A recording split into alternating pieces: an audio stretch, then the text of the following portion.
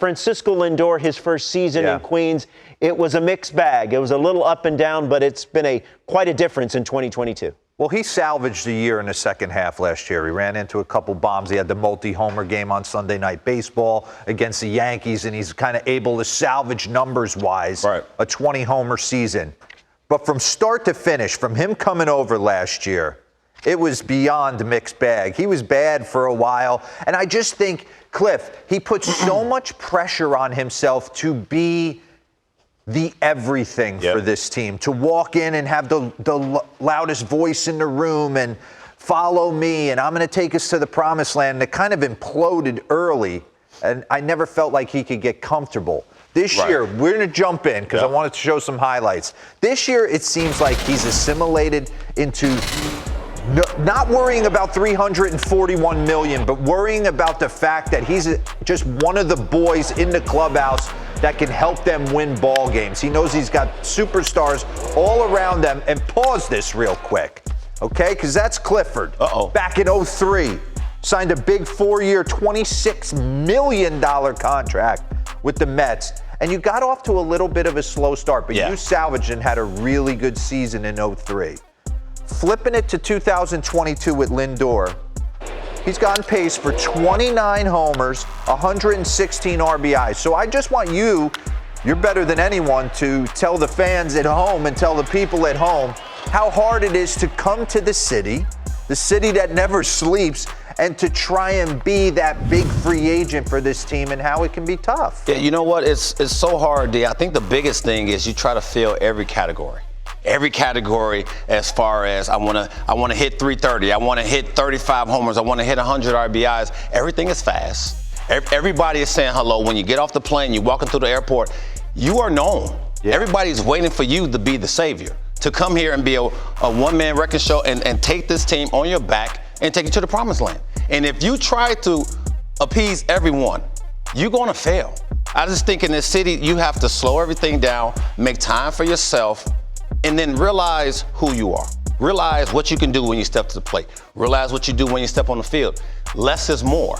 All the little things that you don't really know yet until you actually get in this city and play every day and have the fans saying, you stink.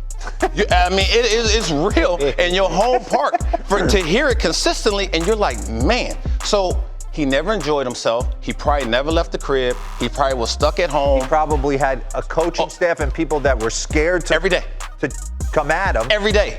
And you had everybody tinkering with everything you did to be who you are to get to this point. I want to take you back. I think that's the difference. This is when it was, for me, it was rock bottom. And I can't say how much I feel like the Billy Eplers and the Buck Showalters have helped him relax. He sees what they do free agent-wise and go out and bring in the Martes and the Canas and the Scherzers, and it's like, hold on, if I'm Francisco Lindor, I just have to play shortstop and knock in some runs, and everything's going to take care of itself. No one's going to worry about what it says on the 1st and 15th on my paycheck because I've earned it. Okay, rack that back for me. This is May 2021 against Zach Wheeler. This is when I was like, oh, he's gone mentally. Watch this take. Watch the back foot. He wasn't even concerning himself with his Zach Wheeler. He's irrelevant. He's trying to find who he is at the plate, why I signed here, am I ever coming out of the slump I'm in? What is this season? What have I gotten myself into?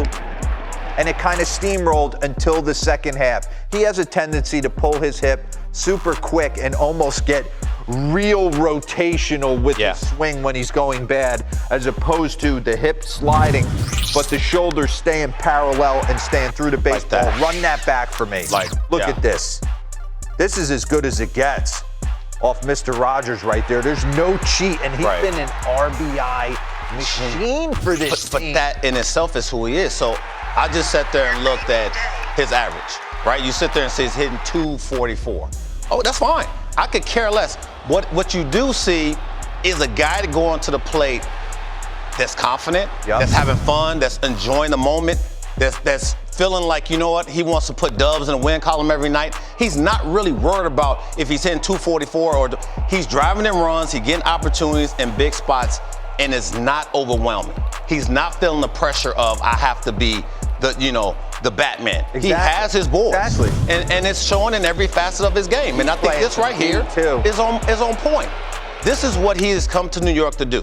And when you see him doing this, it's allowing everybody else to chill.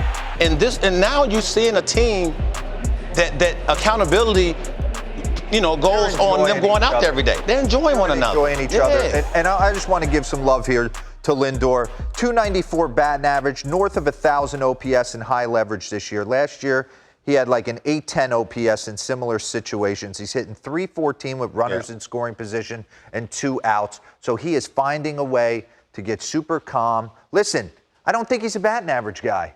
That's fine. Play me good D, slug a little bit in some big spots. I'm not worried about that. Be one of the boys. Let Buck Showalter be the captain of this team.